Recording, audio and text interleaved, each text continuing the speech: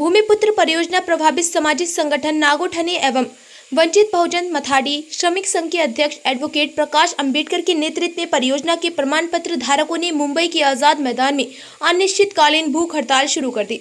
5 दिन बीत जाने के बाद भी कोई समाधान न होने पर प्रदर्शनकारी डटे रहे। मुंबई के आजाद मैदान में रिलायंस नागोठाणे कंपनी के खिलाफ विरोध प्रदर्शन तेज हो गया। उनकी मांग है कि परियोजना के प्रभावित 324 लोगों को स्थायी रोजगार दिया जाए या उनकी जमीन वापस की जाए। 5 दिन बीत जाने के बाद भी प्रदर्शनकारी अपनी मांगों पर अड़े हुए।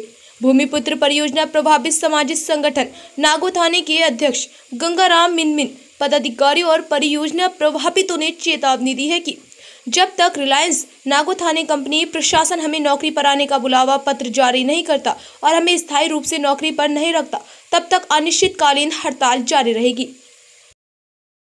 प्रकल्पग्रस्त एकजुटीचा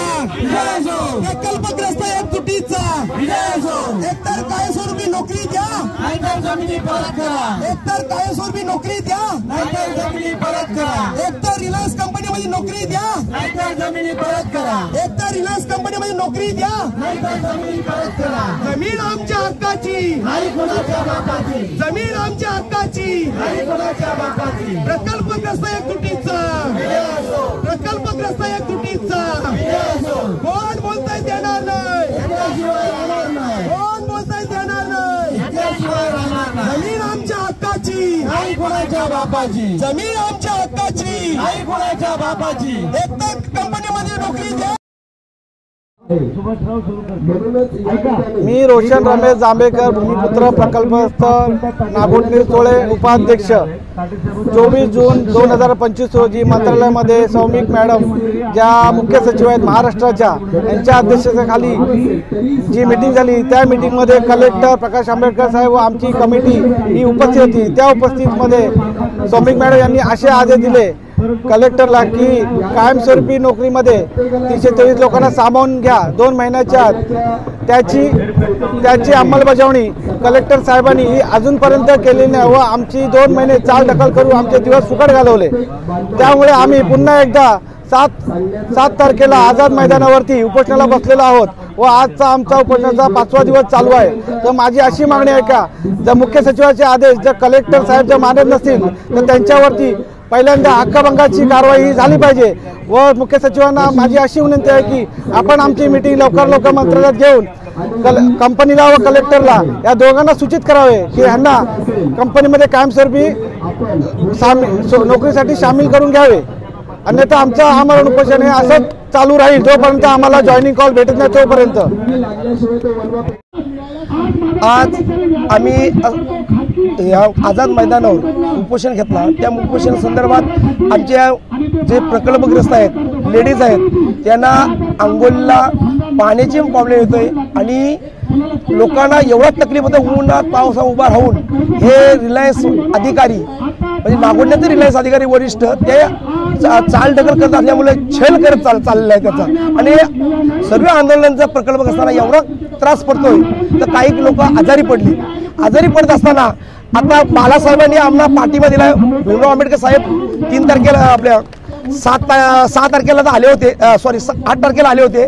8 तारखेला आल्यानंतर त्यांनी सांगितलं का निर्णय लागल्याशिवाय आपण इथून उठायचं नाही असं सर्वांच्या मताने सांगलेलं आहे। आणि आम्ही त्रास किती पडला तरी चाललं पण रिलायन्स आमची छेल करत खूप करतोय, परंतु आम्ही जॉईंट कॉल कायमस्वरूपी रिलायन्समध्ये लागत नाही तिथपर्यंत आम्ही तसाच उपोषण बसू। नमस्कार, मी सुरेश कोकाटे बोलत आहे। दिनांक 24 जून 2025 रोजी माननीय मुख्य सचिव सुजाता सौमिक मॅडम यांच्या अध्यक्षतेखाली झालेल्या बैठकीमध्ये 324 प्रकल्पक असताना नागोठाणे रिलायन्स कंपनीमध्ये नोकरी देण्याचे ठरले आहे।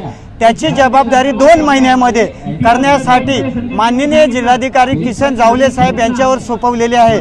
मात्र 2 महिने होऊन 4 महिने निघाले तरी नागोठणे रिलायन्स कंपनी 324 प्रकल्पग्रस्तांना नोकरी दिलेली नाही, एकंदरीत टालाटाल, म्हणून आम्ही प्रकल्पग्रस्तांनी 7 ऑक्टोबर 2025ला आझाद मैदानमध्ये आमरण उपोषण सुरू केलेलं आहे। आजचा 7वा दिवस आहे। जोपर्यंत नागोठणे रिलायन्सचे प्रेसिडेंट शशांक गोयल 324 प्रकल्पग्रस्तांना कायमस्वरूपी नोकरीचे जॉईंट कॉल देत नाही, तोपर्यंत उपोषण चालूच राहील। दीपावली आणि भाऊबीज इथंच होईल। श्री सुरेश कोकाटे, धर्मशील सावंत। नमस्कार, मी संजय दयाराम कुते, भूमिपुत्र प्रकल्पग्रस्त सामाजिक संस्थेचा सदस्य।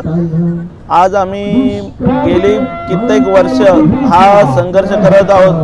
आज हा संघर्ष ॲडव्होकेट प्रकाश दादा बाळासाहेब आंबेडकर यांच्या मार्गदर्शनात सुरू आहे आणि भूमिपुत्र प्रकल्पग्रस्त सामाजिक संस्थेचे अध्यक्ष श्री गंगाराम दादा मिनमिने यांच्या नेतृत्वात हा लढा सुरू आहे।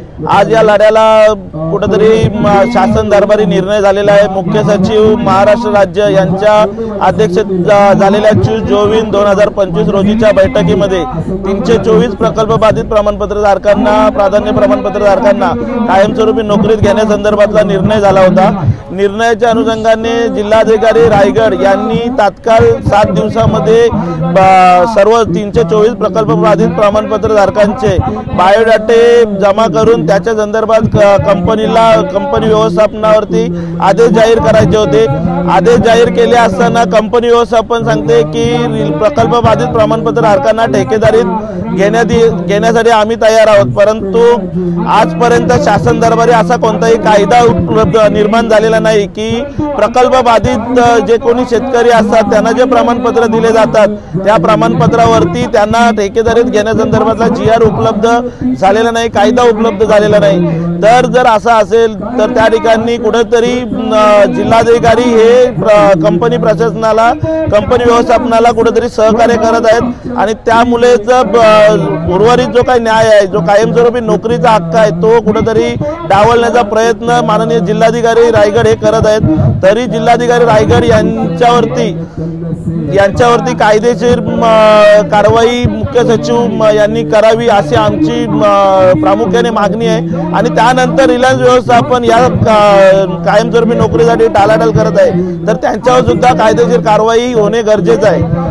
दुसरी गोष्ट म्हणजे ही जी कंपनी आहे ही केंद्र शासनाची कंपनी आहे। आम्ही जमिनी या केंद्र शासनाच्या प्रकल्पाला दिल्या होत्या। रिलायन्स व्यवस्थापन हा कुठेतरी 2004 मध्ये 2002-2004 मध्ये त्यावेळी कंपनी हस्तांतरित केली रिलायन्सला, त्यावेळी हे रिलायन्स व्यवस्थापन आलेलं आहे, पण आम्ही जमीन देत असताना हे आम्ही केंद्र शासनाला दिलेले आहेत। त्यामुळे आम्हाला केंद्र शासनाच्या नियमानुसार जसे आमचे 790 घेतले 1237 पैकी त्या पद्धतीने हे उर्वरित 324 लोक सुद्धा कायमस्वरूपी नोकरीत यावं ही आमची शासनाला विनंती आहे आणि त्याची अंमलबजावणी त्यांनी तात्काळ करावी। असे जोपर्यंत आमची कायमस्वरूपी नोकरी आम्हाला मिळत नाही तोपर्यंत आम्ही आमचा उपोषण मागे घेणार नाहीत आणि आमचा उपोषण हा आम्ही कायम पुढे सुरूच ठेवणार। बस।